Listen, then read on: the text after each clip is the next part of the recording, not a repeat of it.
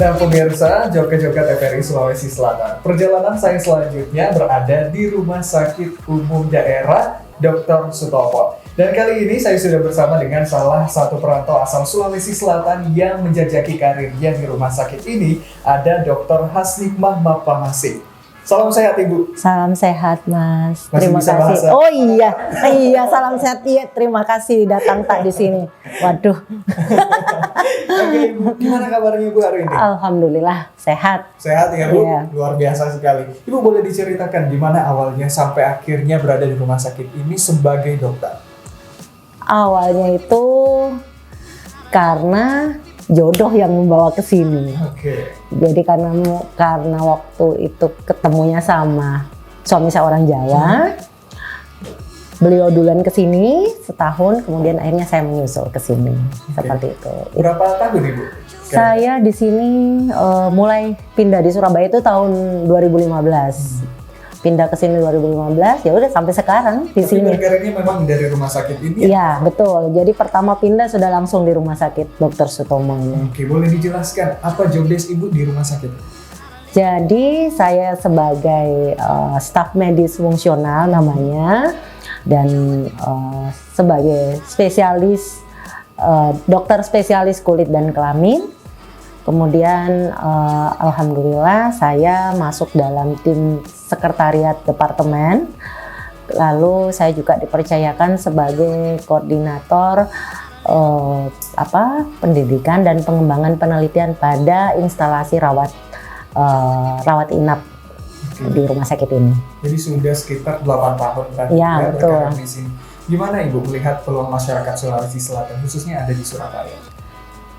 Jadi orang Surabaya tuh baik-baik.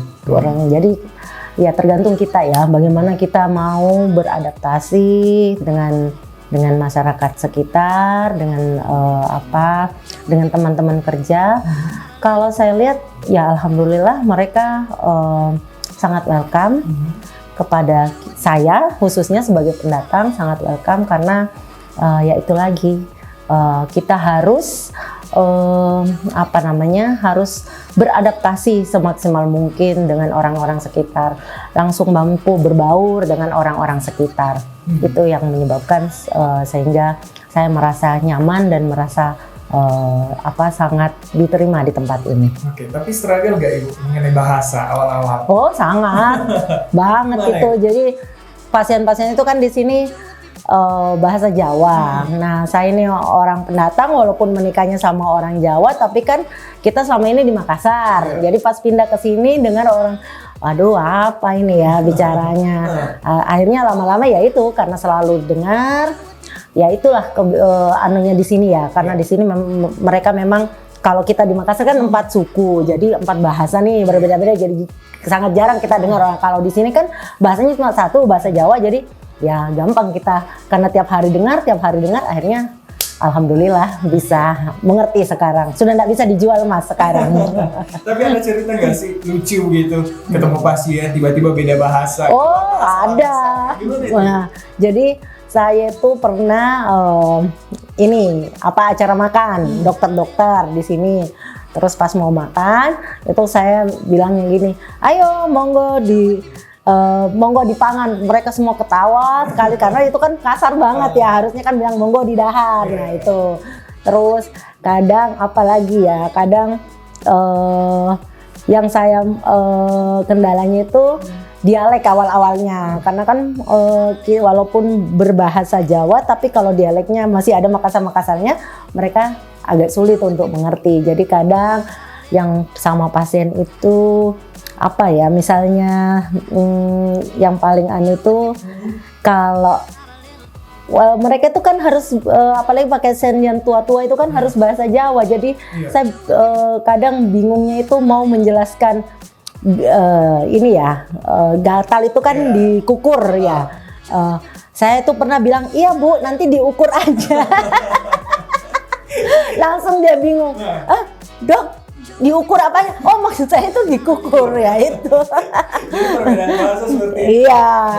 Iya. Apa prosesnya Ibu sampai akhirnya beradaptasi dengan bahasa-bahasa Jawa? Iya, ya karena ya itu lagi karena lingkungan di sini mereka kan teman-teman di sini sangat orang masyarakat Surabaya lah. Bahasa Jawa itu sebagai bahasa nomor 1. Jadi ya alhamdulillah tidak mungkin sekitar 1 tahun ya sudah bisa mengerti. Cuma sekarang itu PR-nya mana yang bahasa halus, mana yang ini, mana itu yang masih belum sama sekali terselesaikan. Tapi bahasa Makassarnya masih dipertahankan kan? Masih, kalau marah sama anak pasti yang keluar bahasa Makassarnya. Kira-kira apa nih prinsip dari suku Makassar yang masih dipegang sampai saat ini yang dijadikan sebagai tolak ukur gitu untuk menghadapi ataupun menjalani aktivitas? Oh ya, jadi kalau yang saya ingat itu pertama di mana kita berada di situ langit dijunjung. Ya, di mana kaki berpijak langit dijunjung. Jadi ya kita harus beradaptasi. Kemudian yang saya ingat juga ada itu peribahasanya orang kita Bugis Makassar,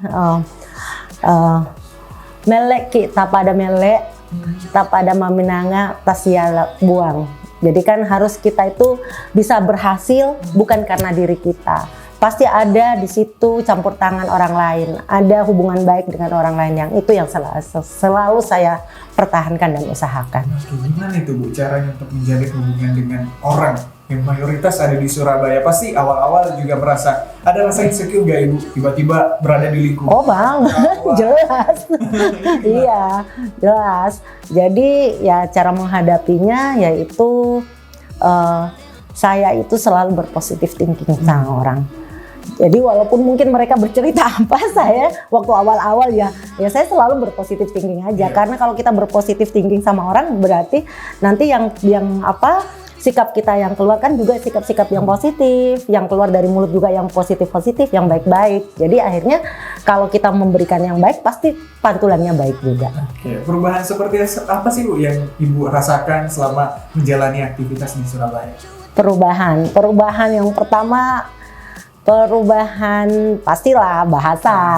Pasti. Kemudian kalau dibilang unggah-ungguh sebenarnya sama aja. Orang Bugis Makassar sama orang Jawa itu sama-sama unggah-ungguhnya, sama-sama sopan santunnya. Cuma mungkin kita itu lebih kalau di sana kalau kita orang Bugis itu kan lebih eksplor ya, senang, kelihatan senang, suka, tidak suka langsung kelihatan. Nah saya belajar di situ ternyata tidak semua itu harus diekspresikan. Jadi kalau kita tidak suka sama orang, mungkin kita tidak usah langsung mengekspresikan tidak suka itu, tetapi bukan berarti kita main belakang, enggak. Kan kita harus memberikan kesempatan kepada orang. Yang saya sukanya itu ya, yang saya dapat ilmunya di sini, mereka selalu memberikan kesempatan, melihat orang itu selalu dia bisa berubah lebih baik. Dia bisa berubah lebih baik. Pemikiran negatifnya itu sangat minimal. Seperti itu. Kira-kira apa Ibu yang menjadi pesan kepada teman-teman yang juga ingin merantau biar bisa diterima dan juga berkarir dan bisa sukses juga di perantauan? Yang pertama, pasti harus mampu beradaptasi dengan lingkungan sekitar.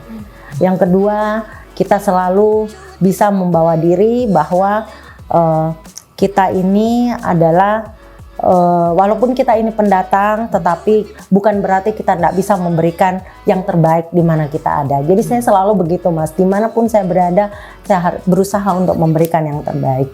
Karena kan saya diajarkan sama orang tua saya yang menilai kamu itu bukan manusia, tetapi ada yang di atas. Dan ini yang selalu saya pegang, ya itu aja Mas.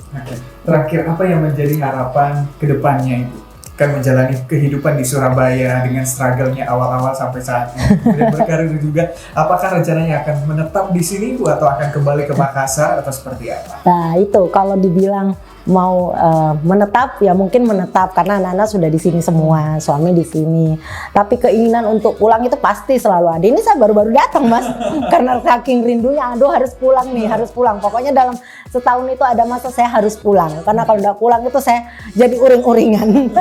Nggak ketemu Coto Makassar, tidak ketemu Konro, pokoknya ya Makassar itu selalu dirindukan. Jadi saya harus selalu pulang. Terus tadi apa yang harus apa tadi ya? Harapan kedepannya Mas? Harapan kedepannya ya mudah-mudahan untuk anak-anak muda Makassar jika ingin berkarya di tempat yang lain, jangan lupa selalu mempersiapkan pelurunya. Apa peluru itu? Apa yang kita mau bawa ke tempat tersebut? Harus ada bekal. Jangan datang dengan keadaan kosong, tapi harus datang dengan membawa bekal. Karena itu nanti yang membuat kita bisa fight di tempat di mana kita berada.